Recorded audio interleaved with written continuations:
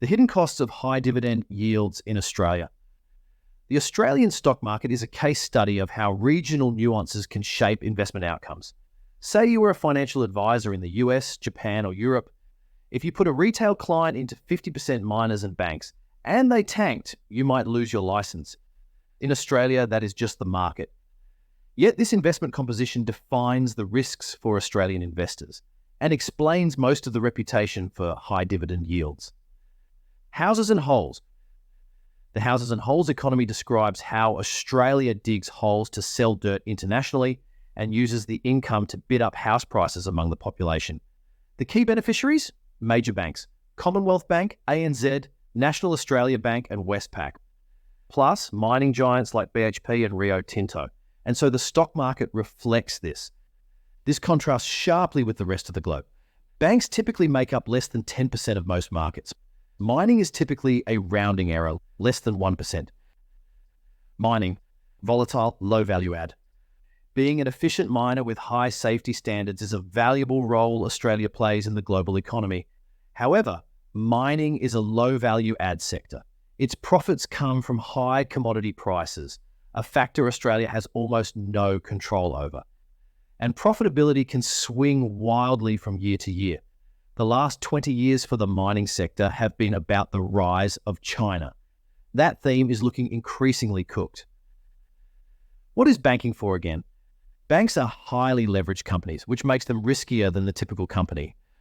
But more importantly, the job of a bank in an economy is to provide capital to other parts of the economy. In many ways, the banking sector's profits are a cost for the rest of the economy. That is, the more banking profits grow, the less profit other, more innovative sectors of the economy make. So, how much should a massive banking sector be celebrated? Utilities, infrastructure, and REITs, low growth sectors. Australia also has about twice the exposure to utilities, infrastructure, and REITs relative to Japan, Europe, or the US. These sectors play an important role, but they aren't high growth sectors. They are toll collectors. They represent a cost to other companies. Triple the exposure.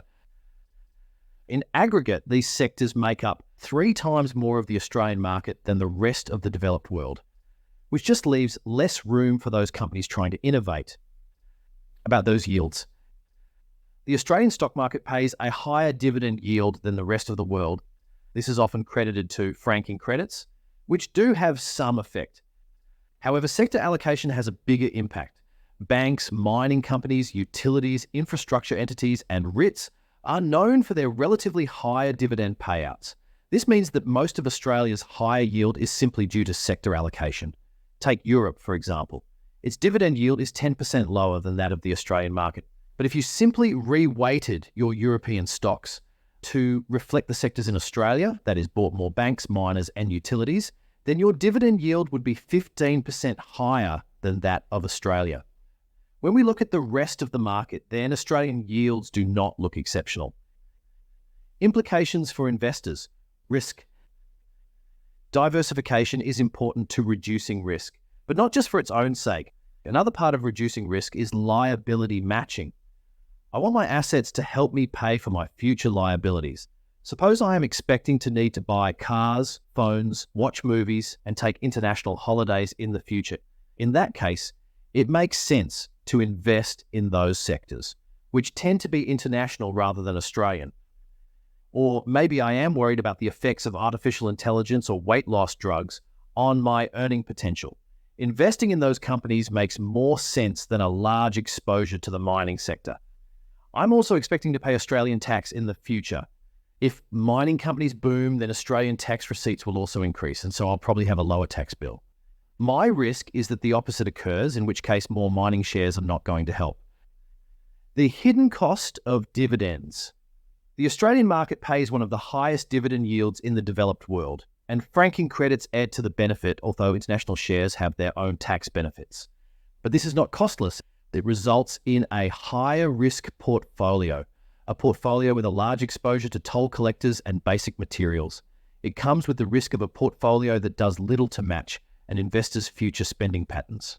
I'm not saying your Australian weighting should be 0% of your stock market exposure, but it should be much less than 100%. In most of our tactical portfolios, it is less than a third of our international exposure. International options. Our direct indexing portfolios let you take an index portfolio and tailor it to your investment desires, say by adding more artificial intelligence or cloud computing, and maybe adding or subtracting nuclear power. There are over 100 different screens and tilts, and the fees are low. In our core international portfolio, we do the thematic selection for you. Right now, we are exposed to a host of major trends: artificial intelligence, weight loss drugs, cloud computing, and energy, to name a few. Minimum investment amounts vary by platform. On Interactive Brokers, the minimum is $2,000. Nucleus Wealth, personalised portfolios for engaged investors.